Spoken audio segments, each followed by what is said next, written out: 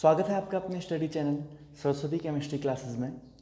आज हम डिस्कस करने वाले हैं केमिकल काइनेटिक्स का एक बहुत इंपॉर्टेंट टॉपिक कि रेट ऑफ रिएक्शन रिएक्टेंट की मोलर कंसंट्रेशन पे, रिएक्टेंट की कंसंट्रेशन पे कैसे डिपेंड करता है। इससे लास्ट क्लास में हमने कोलिजन थ्योरी और आर्नियस इक्वेशन का डेरिवेशन देखा था। मैं आप सभी लोगों को फिजिकल केमिस्ट्री के केमिकल काइनेटिक्स टॉपिक के जितने भी मैक्सिमम डेरिवेशन होते हैं मैं यहाँ आपको कवर कराऊंगा। तो आइए स्टार्ट करते हैं। ये थोड़ा थ्योरेटिकल कॉन्सेप्ट है। यहीं से ऑर्डर ऑफ रिएक्शन का ओरिजिन आएगा। यहाँ हम देखेंगे कि रेट लॉ क्या है, लॉ ऑफ मास एक्शन क्या है, यहीं से निकल के आएगा। तो आइए टॉपिक को स्टार्ट करते हैं। तो देखो हमारा टॉपिक है रेट ऑफ रिएक्शन रिएक्टेंट की मोलर कंसंट्रेशन पर कैसे डिपेंड करता है। इसको बताने के लिए हमारे पास दो लॉ आए थे। First law law of mass action है और सेकंड लॉ है रेट लॉ। तो पहले हम इसको समझ लेते हैं। मैंने कहा हमारे पास दो लॉ थे। फर्स्ट था लॉ ऑफ मास एक्शन, आप नोट कर लीजिएगा इसको, और दूसरा है हमारा रेट लॉ।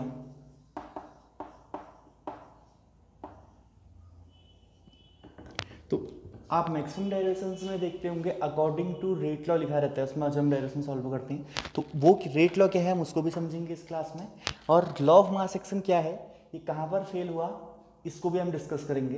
तो आइए स्टार्ट करते हैं। एट फर्स्ट हम समझ लेते हैं लॉ ऑफ मास एक्शन क्या है। पहले हम देखते हैं लॉ ऑफ मास एक्शन क्या है। तो लॉ ऑफ मास एक्शन की अगर हम बात करेंगे, लॉ ऑफ मास एक्शन का एक छोटा सा स्टेटमेंट है। वो स्टेटमेंट ये है कि हमारी जो रेट ऑफ रिएक्शन है, जो हमारी अभिक्रिया की दर है, वो रिएक्टेंट की कंसंट्रेशन के प्रोडक्ट के बराबर होती है, या मैं कह सकता हूँ रिएक्टेंट की मोलर कंसंट्रेशन के जो उनके इफेक्टिव मास हैं उसके प्रोडक्ट के बराबर होती है। ये स्टेटमेंट है किसका, लॉ ऑफ मास एक्शन का। पहले हम इसको डिस्कस कर लेते हैं लॉ ऑफ मास एक्शन को, उसके बाद हम देखेंगे रेट लॉ क्या है। तो लॉ ऑफ मास एक्शन मैंने क्या कहा, प्रोडक्ट के इक्वल होगी कौन, रेट ऑफ रिएक्शन। मैं कंसीडर कर रहा हूं एक जनरल सी केमिकल रिएक्शन,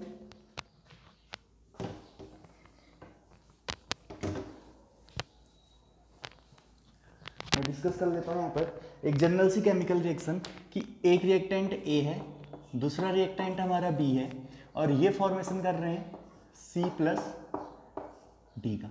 ओके, ये जनरल केमिकल रिएक्शन है, इसको मैं कंसीडर कर रहा हूँ और इसमें अप्लाई कर रहा हूँ लॉ ऑफ मास एक्शन। तो आइए देखते हैं लॉ ऑफ मास एक्शन क्या कहता है यहाँ पर। लॉ ऑफ मास एक्शन की अगर मैं बात करूंगा तो लॉ ऑफ मास एक्शन अगर मैं यहाँ पर अप्लाई करना चाहूंगा लॉ ऑफ मास एक्शन को, तो देखो according to law of mass action मैंने क्या कहा कि रिएक्टेंट की इफेक्टिव कंसंट्रेशन, या मैं कह सकता हूं रिएक्टेंट की मोलर कंसंट्रेशन, या कह सकता हूं रिएक्टेंट के इफेक्टिव मासेस के प्रोडक्ट के बराबर होता है। ये किसने कहा, ये कहा है हमारा लॉ ऑफ मास एक्शन ने। तो रेट ऑफ जो रिएक्शन होगा वो डिपेंड करेगा, वो किस पर डिपेंड करेगा, मैंने क्या कहा रिएक्टेंट है मेरे ए का effective mass into product B. ठीक है, इतना हमने देखा है। ये किसके अकॉर्डिंग है, लॉ ऑफ मास एक्शन के अकॉर्डिंग है। यहां तक तो ठीक था। अब हम बात करते हैं कि अगर एक से ज्यादा मोल हमारे प्रेजेंट होंगे, more than 1 mole are present, तो देन क्या होगा, उसके बाद क्या होगा उसको भी थोड़ा सा हम डिस्कस कर लेते हैं। अगर एक से ज्यादा मोल मेरे प्रेजेंट होंगे, ए मोल ए के हैं, बी मोल बी के हैं, सी मोल सी के हैं, और डी मोल मेरे क्या बने, डी के बने। अब अगर मैं लॉ ऑफ मास एक्शन लगाऊंगा तो जाहिर सी बात है एक ही इफेक्टिव कंसंट्रेशन है, मोलर कंसंट्रेशन के एक्सपोनेंट में क्या आएगा, ए आएगा, और यहाँ क्या आएगा, बी आएगा। इतना है। अब यहाँ से अब ध्यान देना थोड़ा सा कि अगर मैं लॉ ऑफ मास एक्शन के अकॉर्डिंग इस रिएक्शन का ऑर्डर, एक टर्म यहाँ से निकल के आता है, इसे हम क्या कहते हैं, ऑर्डर। अगर मैं ऑर्डर निकालना चाहूंगा किसके according, law of mass action के अकॉर्डिंग, तो डायरेक्टली एक्सपोनेंट का क्या हो जाता है, सम हो जाता है। समझिएगा इसको थोड़ा सा, ये डायरेक्ट एक्सपोनेंट का सम। फॉर एग्जांपल यहाँ पे मेरे 1 मोल 2 मोल 2 के होते और 1 मोल बी के होते, तो एक्सपोनेंट में आता 2 और यहाँ आता 1, तो ऑर्डर ऑफ रिएक्शन 2 + 1 = 3 हो जाता। ये था according to law of mass action order of reaction. तो according to law of mass action अगर मैं ऑर्डर ऑफ रिएक्शन की डेफिनेशन बनाऊंगा तो वो ये निकल के आएगी कि रिएक्टेंट की कंसंट्रेशन के एक्सपोनेंट का सम।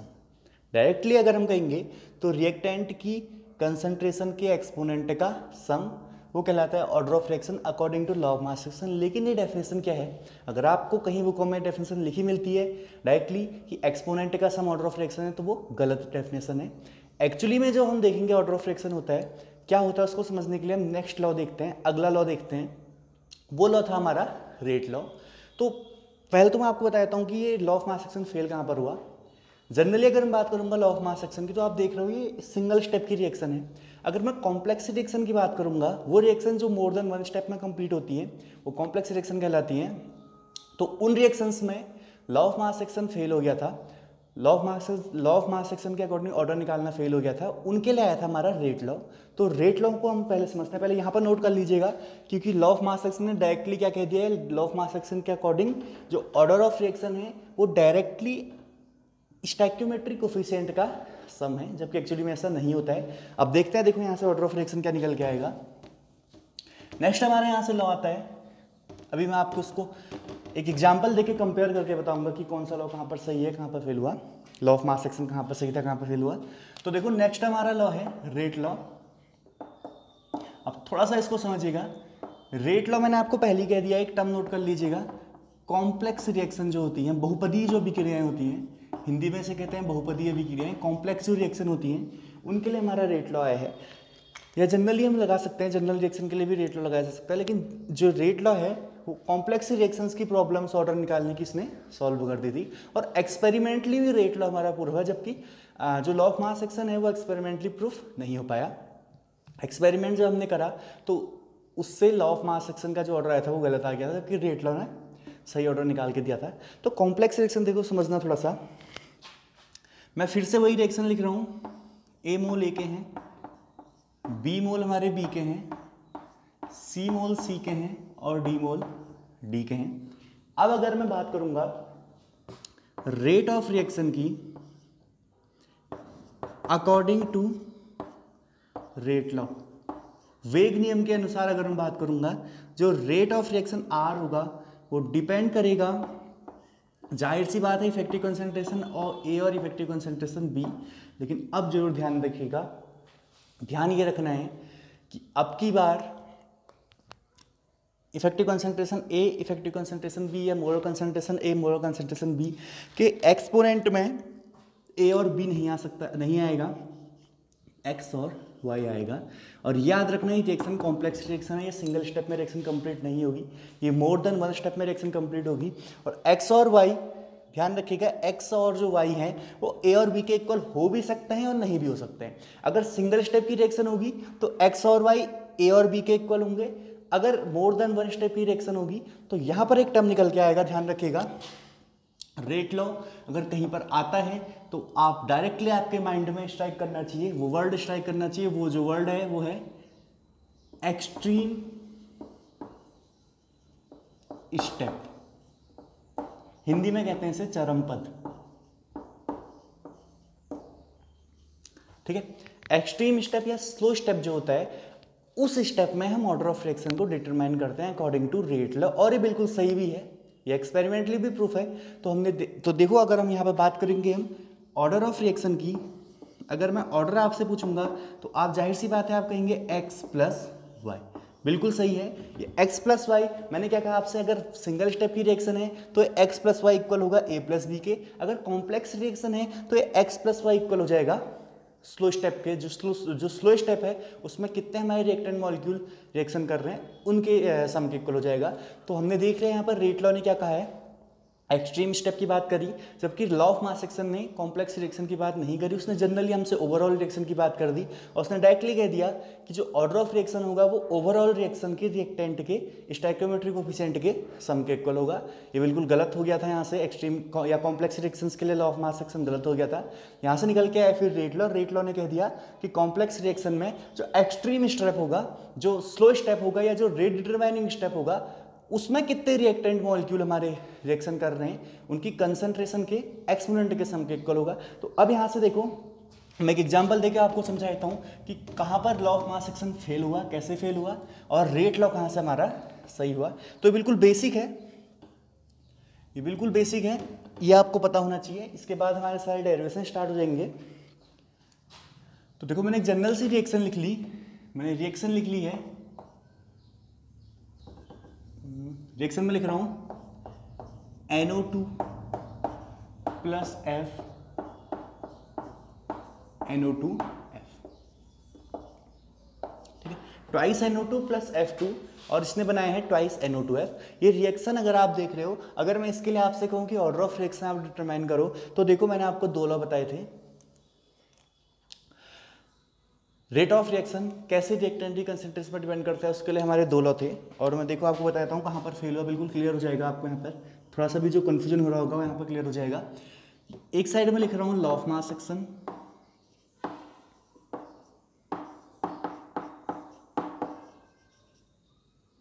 और दूसरी साइड में लिख रहा हूँ रेट लॉ,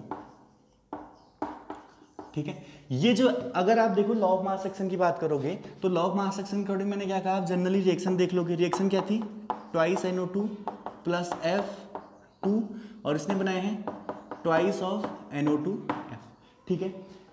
इसको नोट जोड़ कर लीजिएगा। अब देखिए यहाँ पर according to law of mass action अगर मैं कहूँगा तो जो रेट ऑफ रिएक्शन होगा वो डिपेंड करेगा मोलर कंसंट्रेशन पर, किसके, NO2 के, और या इफेक्टिव कंसंट्रेशन है मोलर कंसंट्रेशन किसके, F2 के। देखिए ये A है, ये B है, मतलब ये स्मॉल a है, ये स्मॉल b है, तो पावर में क्या आ जाएगा 2 और 1। लॉ ऑफ मास एक्शन हमेशा ओवरऑल रिएक्शन को देखता है, ये नोट कर लीजिएगा। लॉ ऑफ मास एक्शन हम जब भी लिखेंगे तो ओवरऑल रिएक्शन को देखेंगे। यहाँ से हमारा ऑर्डर क्या आ जाएगा, देखो 2 + 1, एक्सपोनेंट का सम कह दिया तो 3, ऑर्डर कितना आ गया, 3 आ गया। अब थोड़ा सा यहाँ पर समझना, जब हमने एक्सपेरिमेंटली देखा, जब हमने एक्सपेरिमेंट करके देखा तो हमारा ऑर्डर 3 नहीं आया। आई रिपीट, जब हमने एक्सपेरिमेंटली देखा तो ऑर्डर हमारा 3 नहीं आया। वो क्यों नहीं आया, क्योंकि ये रिएक्शन है कॉम्प्लेक्स रिएक्शन है, सिंगल स्टेप में कंप्लीट नहीं होती है। ये रिएक्शन 2 स्टेप की रिएक्शन है, समझना। अब इसको अगर हम रेट लॉ लगाएंगे इसमें, देखो जनरली मैं लिखता हूँ ये ओवर रिएक्शन है क्या, फर्स्ट स्टेप में रिएक्शन होती है NO2 और F2 की। अब इसमें फॉर्मेशन होता है NO2F और F का।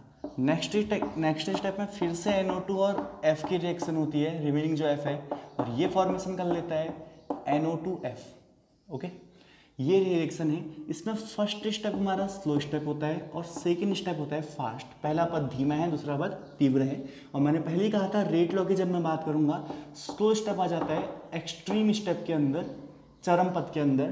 तो रेट जो डिटरमाइन होगा, जो ऑर्डर ऑफ रिएक्शन होगा या जो रेट डिटरमाइन स्टेप होगा, वो सिर्फ पहला स्टेप होगा। तो यहां से हमारा देखो रेट ऑफ रिएक्शन क्या निकल के आ जाएगा, वो डिपेंड करेगा मोलर कंसंट्रेशन ऑफ NO2 पे और मोलर कंसंट्रेशन ऑफ F2 पे। NO2 के एक्सपोनेंट में 1, F2 के एक्सपोनेंट में 1। इतना क्लियर है ना। यहाँ से ऑर्डर ऑफ रिएक्शन क्या निकल के आ जाएगा, देखो ऑर्डर ऑफ रिएक्शन आ जाएगा 1 + 1 = 2। तो एक तरफ से ऑर्डर ऑफ रिएक्शन 2 निकल के आया, एक तरफ से हमने देखा ऑर्डर ऑफ रिएक्शन 3 निकल के आया।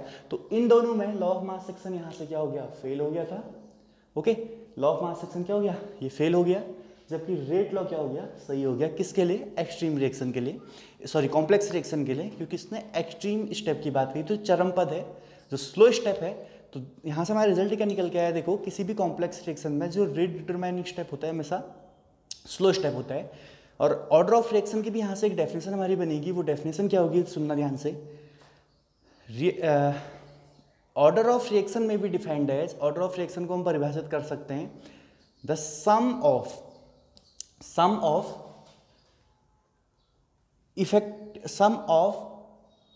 इफेक्टिव कंसंट्रेशन के एक्सपोनेंट के सम के क्या होता है, इक्वल होता है। किसमें, एक्सट्रीम स्टेप में। यह हम कह सकते हैं ऑर्डर ऑफ रिएक्शन में भी defined as sum of exponent, जो एक्सपोनेंट का सम है किसमें, रेट लॉ डिटरमाइनिंग स्टेप में। और एक वर्ड हमको कहना ऑर्डर ऑफ रिएक्शन की डेफिनेशन में बहुत जरूरी है, और वो वर्ड है, या तो आपको एक्सट्रीम स्टेप कह दो, या स्लो स्टेप कह दो, या रेट डिटरमाइनिंग स्टेप कहो। अगर आप इतना नहीं लिखोगे तो काट देगा एग्जामिनर सारा।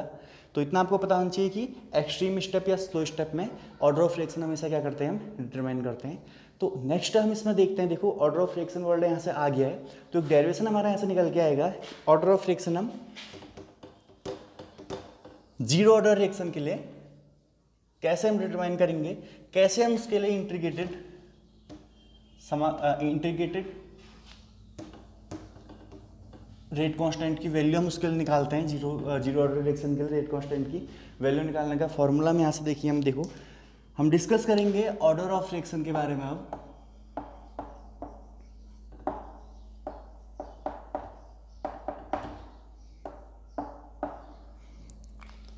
तो ऑर्डर ऑफ रिएक्शन हमने देखा, ऑर्डर ऑफ रिएक्शन किसे कहते हैं।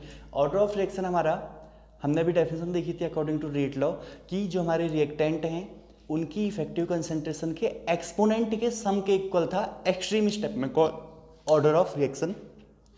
तो फर्स्ट हम डिस्कस कर लेते हैं कि जीरो ऑर्डर रिएक्शन क्या होती है, फर्स्ट ऑर्डर रिएक्शन क्या होती है, स्यूडो ऑर्डर रिएक्शन क्या होती है, सेकंड ऑर्डर, जनरल ऑर्डर, सब हम डिस्कस करेंगे विद डेरिवेशन। तो जीरो ऑर्डर की रिएक्शन है, आज की क्लास में सिर्फ जीरो ऑर्डर रिएक्शन की बात करूंगा। तो जीरो ऑर्डर रिएक्शन की अगर हम बात करूंगा तो देखो जनरली ये जीरो फर्स्ट ऑर्डर कैसे निकल के आते हैं इसको समझना।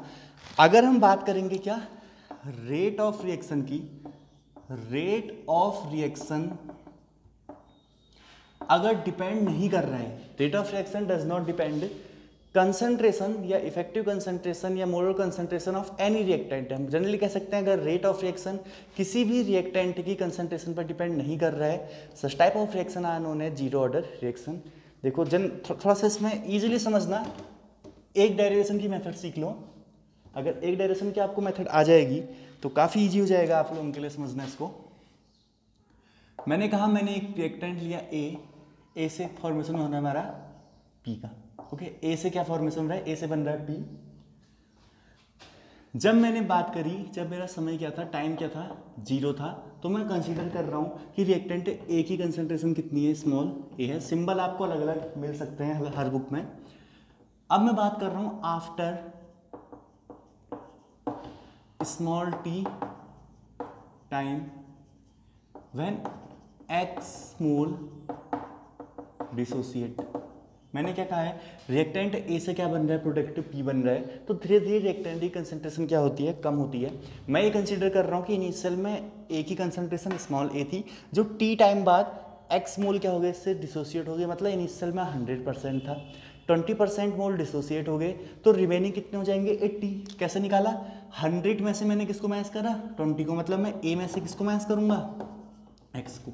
तो थोड़ा सा समझना चीज को, ए है हमारी इनिशियल कंसंट्रेशन, याद रखिएगा, एक्स है जो कंसंट्रेशन डिसोसिएट होगी, ये जो मोल डिसोसिएट हो गए, और ए माइनस एक्स है, हमेशा याद रखना सिंबल यहाँ पर, ये है रिमेनिंग कंसंट्रेशन। अगर ये चीज़ें आपको थोड़ा समझ में आ गई तो न्यूमेरिकल अब बिल्कुल भी टफ नहीं होंगे करने। तो थोड़ा सा यहाँ पर समझना, अगर मैं बात करूँगा जीरो ऑर्डर रिएक्शन की, तो जीरो अप्लाई रेट लॉ लिखता हूँ पहले, यहाँ पर रेट लॉ अप्लाई करता हूँ।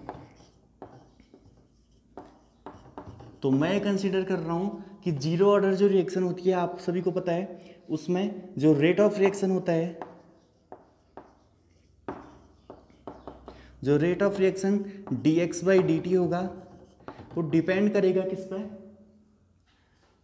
मोलर कंसंट्रेशन ऑफ ए। मैंने क्या कहा, जीरो ऑर्डर रिएक्शन में किसी भी रिएक्टेंट की कंसंट्रेशन पर डिपेंड नहीं करता है, मतलब इसकी जो एक्सपोनेंट में आएगा वो क्या आ जाएगा, जीरो आ जाएगा, तब इसका ऑर्डर क्या होगा, रिएक्शन का जीरो ऑर्डर हो जाएगा। तो देखो प्रोपोर्शनल का अगर साइन हमको हटाना है तो एक कांस्टेंट मैं लिख लेता हूँ यहाँ पर, rate constant K0, concentration of molar concentration of A, ठीक है, की पावर एक्सपोनेंट में इसके जीरो लिखता हूँ। आप x की पावर जीरो लिखो, a की पावर जीरो लिखो, 2 की पावर जीरो लिखो, सबकी वैल्यू क्या आती है, 1 ही आती है। तो यहाँ से हमारा क्या निकल के आ जाएगा, dx/dt इक्वल टू K0। एक K0 है यहाँ पर हमारा rate constant for zero order reaction, शून्य कोटि की अभिक्रिया के लिए वेग स्थिरांक हिंदी में कहते हैं इसको, rate constant for zero order reaction. ये K0 है, तो देखो dt को यहाँ भेजो, dx इक्वल टू क्या हो जाएगा यहाँ से, K0 dt।